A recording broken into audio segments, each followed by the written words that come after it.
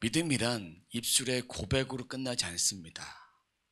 믿음이란 입술의 고백을 넘어 진짜 그렇게 살아가는 것. 또 그리스도의 말씀을 들음으로 믿음이 생깁니다. 그 말씀을 듣고 믿고 고백하고 살아내는 것까지 해야 합니다. 살아내지 못하면 그것이 믿음이 되지 못합니다. 그러면 이 말씀을 듣기 위해서 영이 깨끗해야 되고 혼도 깨끗해야 되고 육신도 깨끗해야 정말 하나님의 말씀을 잘 들으면서 나에게 하시는 말씀이구나라는 것을 깨달을 수 있습니다. 저도 말씀을 준비하면서 저에게 하신 말씀이구나라는 것, 베드로가 부인했던 그것이 저에게 하는 말씀이구나. 이 시대를 살아가면서 주의 말씀에 부인하며 입으로는 고백하지만 주의 말씀을 진정 따르지 않는 사람들이 너무나 많이 있습니다. 그래서 우리가 영이 깨끗하고 혼도 깨끗하고 육도 깨끗해야 순종할 수 있게 됩니다. 우리의 마음이, 그러니까 우리의 혼이 의심하기 시작하면 자동적으로 육도 거기에 반응하게 됩니다. 그러기 위해서는, 그렇지 않게 위해서는 주님께만 집중해야 됩니다. 초점을 주님께 맞춰서 내가 좀 벗어났다 싶으면 다시 주께 돌이키는 그런 작업을 해야 합니다. 저는 그것을 주님께 주파수를 맞춰야 된다라는 그런 표현을 씁니다. 주파수 고정해야 합니다. 라디오를 들을 때도 고정해야 되고 TV 채널도 고정해야 되듯이 그 고정하는 방법은 딱 한 가지입니다. 가장 첫 번째는 자복과 회개입니다. 자복과 회개의 기준은 하나님의 말씀인데, 이 자복은 뭐냐면 고백하는 거예요. 제가 잘못을 범했습니다라고 고백하는 거. 그리고 동의하는 것입니다. 무엇을 동의하냐면 제 잘못을 인정합니다. 세 번째, 약속합니다. 뭘 약속하냐? 잘못을 범치 않고 바르게 살겠습니다. 이것이 자복입니다. 고백하고 동의하고 약속하고. 또 한 가지는 회개입니다. 회개는 뭐냐? 기준이 말씀인데 하나님 앞에 고백하는 것이 중요하지만 고백한 다음에 이전의 삶을 그대로 살지 않는 180도 다른 삶을 연속적으로 계속해서 살아나가는 것, 그것이 회개입니다. 눈물만 흘린다고 그것이 회개가 되지 않습니다. 우리가 생각하는 회개는 그런 거예요. 그냥 예배 시간에, 기도 시간에 내가 눈물 흘리며 깨달음을 얻고 그것이 회개로 생각하는데 180도 다른 삶을, 중요한 것은 지속적으로 사는 것입니다. 지속적으로. 그것이 진짜 회개입니다. 우리는 지금까지 자복과 회는 많이 했습니다. 근데 개가 없었습니다. 저나 여러분들이나 회는 했지만 개는 잘 되지 않았습니다. 진짜 회개하는 그런 삶을 살아야 합니다. 제자들도 자복은 많이 했습니다. 실수를 인정하기도 많이 했습니다. 하지만 그것이 입술의 고백이었습니다. 회개하는 삶을 살지 못했습니다. 변화된 삶을, 진정 변화된 삶을 살지 못했습니다. 베드로는 이렇게 고백합니다. 다른 사람은 다 버릴지라도 저는 버리지 않겠습니다. 제자들도 저희도 그렇습니다. 그러면서 이 마음을 주님께 표현을 했습니다. 그런데 예수님이 잡히실 때 모든 제자들이 다 도망가 버렸어요. 입술로 살아내는 것과 지켜 살아내는 것 다른 거예요.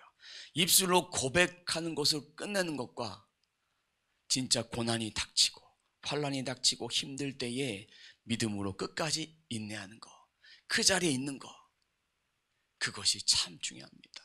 그 자리에 있기 위해서는 반석 대신 예수님을 끝까지 붙들기 위해서 진리가 우리 안에 있어야 합니다.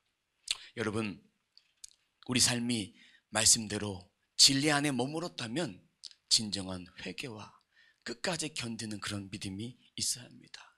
오늘 말씀을 통해서 저와 여러분들의 삶 가운데에 정말 진리 안에 머물러서 끝까지 주님 바라보고 넘어지지 않는 그런 인생 되시길 주님의 이름으로 축원합니다.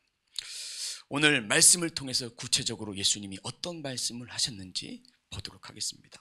27절 말씀 함께 보도록 하겠습니다. 예수께서 제자들에게 이르시되 너희가 다 나를 버리리라. 이는 기록된 바 내가 목자를 치리니 양들이 흩어지리라 하였음이니라. 한글 성경에서는 버리다 이렇게 표현합니다. 버릴 것이다 라고 표현합니다. 근데 제가 한글 성경을 다 찾아봤어요. 그리고 헬라어 사본 성경도 좀 보면서 비교를 해봤는데, 한글 성경에서는 이 세번역과 킹제임스 버전을 보면 의미가 좀 구체적으로 번역이 되어 있습니다. 성경마다 번역 성경마다 원문의 의미가 잘 번역되어진 성경도 있고 그러지 않은 부분들도 있습니다. 그래서 말씀을 준비하고 묵상할 때마다 이렇게 찾아봅니다. 그러면 세번역 성경과 킹제임스 성경에서는 어떻게 표현하냐면 넘어질 것이다 라고 표현하고요, 또 실족하게 될 것이다 라고 표현합니다. 근데 이 버리다라는 그런 표현은 스칸달리조라고 합니다. 무슨 뜻이냐면 실족하다, 넘어지다, 잘못 인도되다, 죄를 짓다, 이런 뜻입니다. 저는 킹제임스 성경을 가끔 보는데 성경을 읽는데 참 도움이 됩니다. 다만 킹제임스 성경이 우월하다 생각하면 안 돼요. 왜냐하면 사본 성경 중에서 비잔틴 사본이 권 있는 사본인데 그 사본의 마지막 성경이 킹제임스 성경이라고 얘기합니다. 킹제임스 우월주의자는 도움은 되지만 유일한 성경이라고 생각하는 것은 문제가 있는 것입니다. 그러면 어떻게 번역했는지 세번역 성경과 킹제임스 성경을 한번 같이 보도록 하겠습니다. 세번역 성경 같이 한번 봅니다. 예수께서 제자들에게 말씀하셨다. 너희가 모두 걸려서 넘어질 것이다. 성경에 기록하기를 내가 목자를 칠 것이니 양떼가 흩어질 것이다 하였기 때문이다. 킹제임스 성경입니다. 또 예수께서 그들에게 말씀하시기를 너희는 모두 오늘 밤 나로 인하여 실족하게 될 것이다. 기록되기를 내가 목자를 치리니 그러면 그 양들이 흩어지리라 하였습니다. 누구 때문에 넘어집니까? 나로 인해서 넘어지는 것이고 예수님 때문에 넘어지는 것인데 예수님 십자가 사건 때문에 제자들은 넘어지는 거예요. 50절 말씀에 봐도 제자들이 다 도망가 버려요. 예수를 버리고 다 도망가요. 이 십자가 사건 때문에. 그럼 이 십자가 사건이 왜 도망치게 했을까? 예수님의 십자가 사건이 사실로 드러났기 때문에. 잡히실지 설마 했지만 그 안에 믿음이 없었던 거예요. 그리고 자신이 원했던 메시아상이 아니었어요. 자신이 예수님 때문에 한 자리 차지하고 싶었어요. 제자들도, 많은 사람들도, 그리고 많은 유대인들도, 무리들도 예수님 때문에 덕보고 싶었던 거예요. 계속해서 기적만 봤으면 좋겠는데 힘없이 십자가에 붙잡히는 그 모습이 실망스러웠던 것이죠. 50절 말씀 보면 제자들이 다 예수를 버리고 도망하니라 라고 되어 있습니다. 도망하다. 언제 도망했을까? 영어 성경에 보면 run away라고 되어 있습니다. ran away라고 되어 있습니다. 과거를 표현했습니다. 과거를 표현했는데 영어 성경에 과거형을 쓰였던 이유는 헬라어 시제가 과거예요. 과거 시제를 보면 과거 능동 복수형입니다. 뭐냐면 그들이 도망했어요. 복수죠. 그들이 제자들 11제자들이 도망했어요. 실족해서 넘어졌기 때문에 스스로 도망했어요. 예수 때문에 누가 도망하라 하지 않아도 자신이 스스로 도망했어요. 뜻은 그들이 도망하였다라는 것입니다. 이미 예수님의 그 십자가 사건이 그들에게는 시험거리가 되었던 것입니다. 가룟 유다는 이미 주님께 배신했고 11명의 제자가 그렇게 도망했습니다. 걸려 넘어짐을 통해 도망했습니다. 그 믿음, 어떤 믿음일까? 입술로 고백하는 믿음일까? 아니면 현재를 살아내는 그런 믿음일까? 근데 성경의 이 말씀대로 이미 다 예언된 말씀이에요.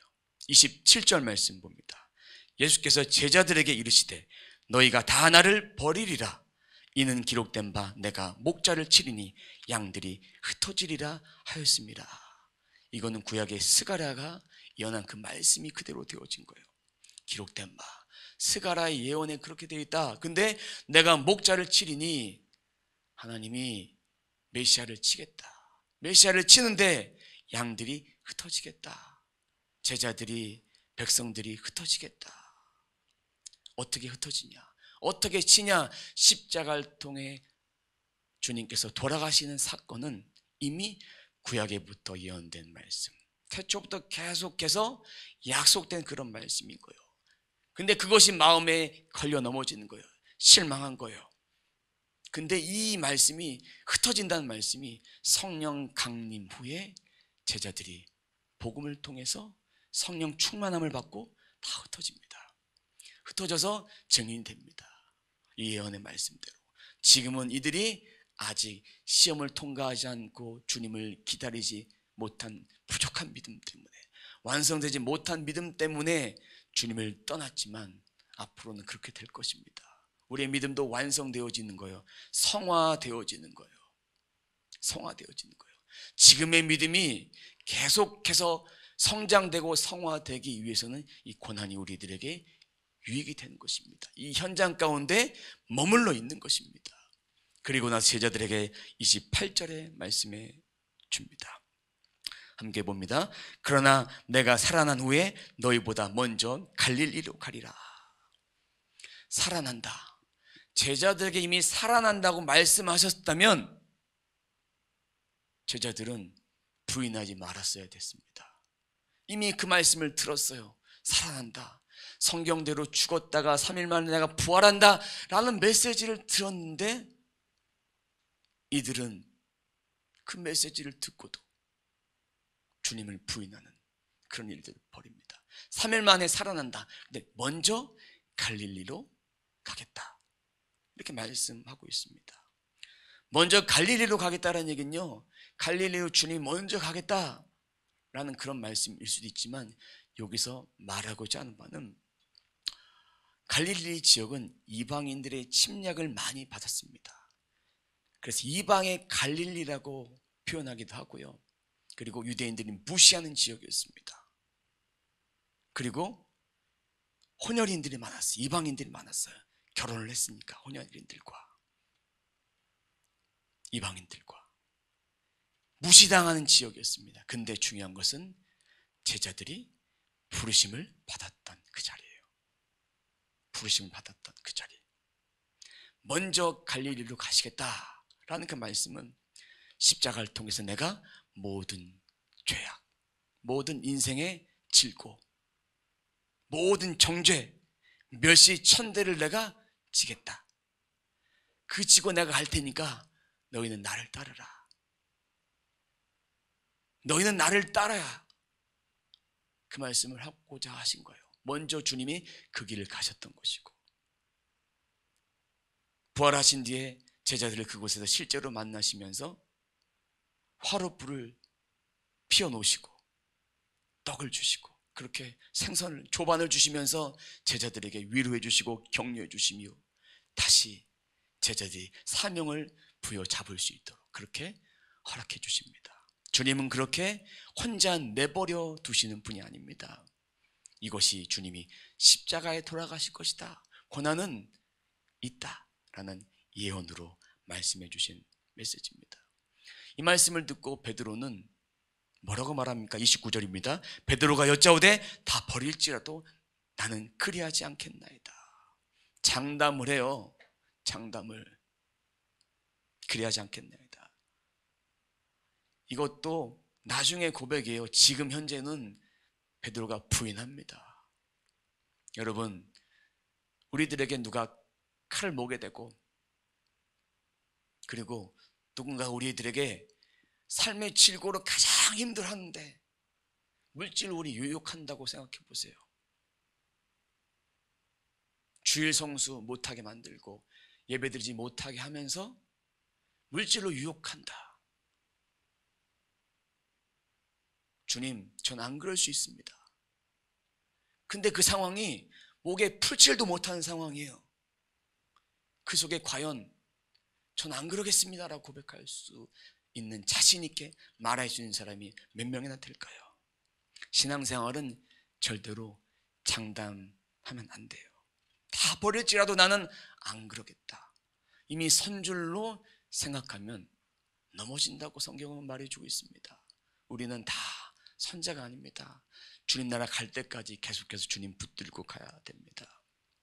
베드로가 왜 이런 시험을 이기지 못했을까? 마귀가 시험했기 때문입니다. 누가복음 22장 31절 말씀 봅니다. 시몬아 시몬아 보라, 사탄이 너희를 밀가 부르듯 하려고 요구하였으나. 추수 때에 키질을 합니다. 키질을 하면서 알곡과 가라지를 가리는데, 사탄이 개역 성경에 보면 청구하였다라고 되어 있습니다. 주님께 요청했습니다. 요청했던 이유는 제자들의 지금까지 지냈던 그 믿음이 어려움이 닥치면, 고난이 닥치면 무너질 것을 증명해 보이기 위해서 시험한 거예요. 믿음과 충성이 고난으로 반드시 사라진다, 무효화된다. 욥도 그렇게 시험을 받았던 것이죠. 우리 믿는 사람들은 영은 공격당할 수 없지만 혼과 육은 항상 공격이 당합니다. 구원받은 백성으로서. 근데 이것이 정말 우리가 믿음 지킬 때에 자신감이 되어서는 안 돼요. 우리 영을 공격할 수 없기 때문에 혼을 공격해서 육을 공격하면 결국은 우리 마음이, 생각이, 몸이 어떻게 되는지 아십니까? 실족해서 떨어져 나가는 거예요. 그럼 구원받은 백성이지만 구약시대처럼 죄가 단절된 그런 상태로 넘어진다면 우리는 영영 주님 앞에 그 자녀로 살아갈 수 없습니다. 그래서 우리는 예수 그리스도를 붙드는 거예요. 시험도 허락된 거예요. 주님도 시험 받으셨고, 주님은 시험 받으셨지만 시험에 들진 않으셨어요. 인간은 시험 받으면 시험에 듭니다. 밀처럼 짓밟고 파괴시켜 가라지로 만들어 버리는 것입니다. 이런 공격은 태초부터 계속해서 받았어요. 지금도 받았어요. 앞으로 받을 겁니다. 그런데 왜 예수님은 베드로가 시험 받을 때 뭐하고 계셨을까? 뭐하고 계셨을까요? 32절입니다. 함께 보겠습니다. 그러나 내가 너를 위하여 내 믿음이 떨어지지 않기를 기도하였노니 너는 돌이킨 후에 내 형제를 굳게 하라. 돌이킨 후에가 중요한 거예요. 통과한 후에, 이 시험을 통과한 후에 많은 사람들에게, 많은 형제들에게 유익이 되기 위해서 그들을 돌이키는 도구로 사용하신 거예요. 상처 입은 치유자, 고난이 유익이 되는 거예요. 여기서 넘어졌다면 베드로는 유다처럼 그렇게 영원한 지옥불에 그렇게 갈 수밖에 없는 존재가 되었을 것입니다. 베드로의 믿음이 떨어지지 않기 위해서 현재는 시험 받았지만 시험 통과해야 합니다. 메시지 성경에서는 이거를 좀 쉽게 좀 풀었는데 함께 보도록 하겠습니다. 22장 31절입니다. 시몬아 방심하지 마라. 사탄이 밀에서 너를 가려내듯이 너희 모두를 내게서 떼어놓으려고 안간힘을 썼다. 32절 시몬아 내가 굴복하거나 지켜 쓰러지지 않도록 내가 특히 너를 위해 기도했다. 내가 시험의 시기를 다 통과하거든 내 동료들이 새 출발을 할 수 있도록 도와주어라. 중보자 예수 그리스도의 사역이 베드로에게만 하신 것이 아니라, 제자들에게만 하신 것이 아니라 우리들에게도 이렇게 끊임없이 계속해서 기도하시는 거예요. 우리가 시험에 들지 않고 깨어 있어야 하는 이유는 주님이 붙들고 계시는 거예요. 주님 우리 손을 그냥 탁 놔버리시면 우리는 끝나는 거예요. 나약한 존재예요. 티끌로 만들어진 존재가 얼마나 강하겠습니까? 순간순간마다 이렇게 넘어지지 않도록 해야 돼요. 베드로 부인하지 않겠지만, 그렇게 고백했지만 부인했습니다.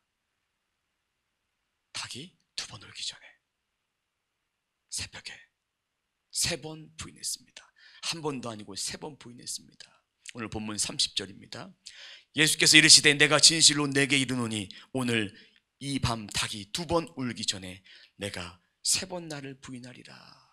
닭이 2번 우는 시간은 해가 뜨는 시간이에요. 3번 부인했다는 얘기는 완전한 숫자, 베드로가 완전히 패배했다는 얘기입니다. 인간적으로 완전히 패배했다는 것입니다. 마음이 공격당해서 육도 부인하고 떠나버렸어요. 초조하고 떠나버렸어요. 이것은 십자가의 죽으심이 가까이 왔다. 가까이 왔으니까 이 메시지를 하기 위함입니다. 베드로를 사용하신 거예요. 모든 상황들을 하나님은 사용하십니다. 그런데 그 상황은 이겨내야 합니다. 그러니까 날 건지시겠지 이런 생각이 아니라 이겨낼 수 있도록 우리가 마음을 지키고 생각을 지키고 몸을 지켜야 되는 거예요. 예수님의 제자들이 다 걸려 넘어질 거, 그리고 베드로가 3번 부인한 거, 절대로 제자들과 베드로가 절대로 부인하지 않겠습니다. 근데 베드로는 혼장담했습니다. 내가 죽을지언정. 31절에 말이 주고 있습니다. 베드로가 힘있게 말하되 내가 주와 함께 죽을지언정 주를 부인하지 않겠나이다 하고 모든 제자도 이와 같이 말하니라. 정도를 지나친 거예요. 힘있게 말한다는 얘기는 흥분한 상태예요. 강하게 주장하는 거예요. 주님, 저를 좀 잘못 보셨네요. 너무나 베드로가 흥분한 상태예요. 열받은 거예요. 이런 거 똑같습니다. 오랫동안 신앙생활했던 성도에게 집사, 장로, 권사, 전도사, 목사, 사모에게 당신 믿음 없잖아. 믿음을 더 가지셔야겠습니다. 기도를 더 많이 하셔야겠습니다. 그랬을 때 이 안에 있는 혈기가 막 올라오는 거예요. 이 말씀을, 주의 말씀을 들어야 되는데 나 제대로 하고 있어. 당신이 뭔데 나한테 간섭이야? 이러면서 흥분하고 기분 나빠하는 그런 것처럼 베드로는 너무나 흥분해요. 왜? 예수님이 나를 못 믿으시나. 강하게 주장하는 거예요. 베드로뿐만 아니라 다른 제자들도 마찬가지로 이렇게 똑같이 행동하는 거예요. 제자들의 믿음 상태가 지금 그런 거예요. 말만 앞서는 거예요. 이 말을 다른 말로 표현하자면 진리 앞에 절대로 순종하지 못하는 거예요. 주님 앞에 흥분을 할 수 없어요. 주님 앞에 절대로 반항해서는 안 되는 거예요. 주님이 말씀해 주신 것이 여태까지 틀린 것이 뭐가 있습니까? 아무것도 없어요. 근데 그 반응이 정도를 넘어설 정도로 강하게 주장했다. 이것은 주님 앞에 잘못을 범한 것이죠. 그렇다고 베드로가 주님께 대들었다는 것이 아닙니다. 자신의 마음을 표현한 거예요. 사랑하는 성도 여러분, 말씀은 지식으로만, 말씀은 순종 없는 신앙이 되어서는 말씀이 아닌 거예요. 말씀은 우리들에게 순종하기를 원하시는 거예요. 옛사람의 옷을 벗어야 순종할 수 있어요. 옛사람의 옷이 우리 가운데 있고 그 옷을 입은 상태에서 새 사람의 옷을 입으면 어떻게 됩니까? 지저분한 옷을 입고 안에는 와이셔츠 지저분한 거 입고 겉에는 깨끗한 옷을 입어보십시오. 그 사람은 지저분한 거예요. 옛사람의 옷을 벗고 새로 사서 입어야 되는 거예요. 당장 벗어버려야 되는 거예요. 그럼 옛사람의 일이 무엇일까? 제자들이 했던 그런 인간적인 그런 생각들, 그리고 내면에서 반복적으로 일어난 일들이 있습니다. 의심, 상처, 인간적인 감정들, 나쁜 습관들, 욕심, 정욕, 이것이 계속해서 반복해서 일어나는 것, 그것이 옛사람인 거예요. 그것을 십자가에 못 박아야 되는데 내가 아직도 그것이 내 안에 살아서 꿈틀거린다. 내 믿음을 자랑한다. 그 얘기는 아직도 그것을 십자가에 못 박지 않은 거예요. 못 박지 않은 거예요. 그럼 십자가에 못 박지 않은 것이 무엇이냐? 예수 믿기 전에 내 안에 있었던 그 마음, 내가 아직도 회개하지 못했던 그런 것들, 또한 예수 믿고 나서도 여전히 내가 일삼고 있는 10년, 20년, 30년, 40년 그렇게 일삼고 있는 그런 옛사람의 자아들이 꿈틀꿈틀 일어납니다. 그런 일어나는 것을 우리가 십자가 앞에 내어놓지 않으면 기도를 해도 말씀을 묵상을 해도 그런 삶을 살아도 이 삶이 기도를 하고 묵상을 하지만 어느 순간 계속해서 오래가지 못하고 쭉 나가 떨어지고 어느 순간 가다가 나가 떨어지고 나가 떨어진 일이 발생됩니다. 아직도 그것을 내가 옛사람의 것을 아직 십자가에 못 박지 않았다는 증거입니다. 사람이 미워져요. 한순간 그것도 십자가 앞에 다 못 박아야 돼요. 못 박는 일을 우리가 해야 되는 거예요. 이미 완성된 십자가 사건 앞에 우리가 못 박아야 됩니다. 내어놓아야 합니다. 맡길 것은 맡기고 맡기지 않을 것은 내가 한다고요? 이런 생각 충분히 할 수 있습니다. 하지만 우리의 전부를 내어놓는 거예요. 날마다 십자가 앞에 내려놓는 거예요. 옛사람이 종노릇하지 않도록, 그래야만 종노릇하지 않습니다. 나를 조종합니다. 슬금슬금. 자신을 말씀을 통해서 거울로 비춰보십시오. 비춰보시면서 내 마음에 찔림이 있어야 돼요. 저도 오늘 말씀을 보면서 순간순간 넘어지는 그런 거 제가 십자가 앞에 내어놓지 못할 때 제 삶을 다 훤히 비춰 보여주시더라고. 여러분 안에 아직도 옛사람의 것이 있다면 십자가에 못 박으십시오. 이거는 십자가에 못 박는 것은 새 옷이 될 때까지 못 박는 거예요. 그리고 예수님과 함께하면 되는 거예요. 예수님과 함께. 회개라는 단어는요, 회는요 한자로 뉘우칠 회, 그리고 개는 고칠 개입니다. 뉘우치고 고치는 것인데 180도의 삶으로 계속해서 살아가는 거예요. 옛사람을 못 받고 주 예수 그리스도를 통해서 계속해서 가다 보면 이 옛사람의 자아는 점점 사라지게 됩니다. 그런데 우리가 기도 생활하지 않고 말씀 생활하지 않으면 옛사람의 자아는 다시 올라옵니다. 완벽한 게 없어요. 날마다 죽노라고 바울이 고백했던 거예요. 저도 여러분도 날마다 죽노라고 고백하는 거예요. 맨날 죽을 수 있어요? 죽어야 됩니다. 죽어야 돼요. 감정, 상처, 쓴뿌리, 정죄하는 거, 나쁜 욕심, 정욕, 뭔가 새로운 것을 계속 살려고 하는 그런 쇼핑 중독, 그리고 인정받고 싶어하는 그런 마음, 여러 가지 그런 마음들이 있습니다. 이런 마음들도 다 우리 인간적인 그런 마음인 거예요.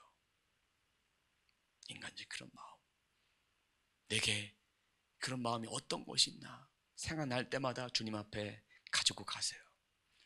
가지고 가세요. 내려놓으세요. 내려놓으면 주님이 내 짐을 가볍게 하시고 주님 앞에, 십자가 앞에 삶을 살아갈 수 있도록 우리를 붙들고 계실 것입니다. 요즘은 회개하라는 말을 설교 시간에 하면 성도들이 기분 나빠요. 기분 나빠한다고 합니다. 근데 저는 해요. 회개하라, 천국이 가까웠느니라. 이 회개, 돌이키는 삶, 눈물로 회개하는 것. 어떤 성도가 그러더라고요. 저희 교회는 맨날 회개하라 한다고, 지겨워 죽겠다고. 근데 나중에요, 제가 깨닫고 보니까 그것이 뭔지 알겠더라고요.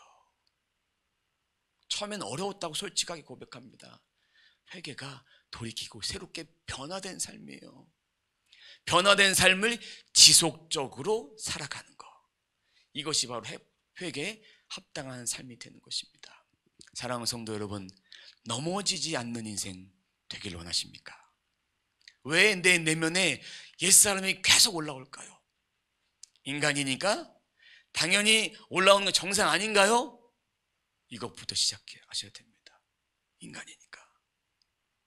상처 받을 수 있는 것이 인간 아니니까 그 상처 때문에 주님이 돌아가셨어요.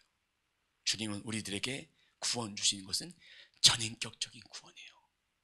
모든 걸 다 회복하는 그런 구원이에요. 우리의 영만 구원하신다고 생각하지 마세요. 마음도 육신도 다 구원해 주시는 거예요.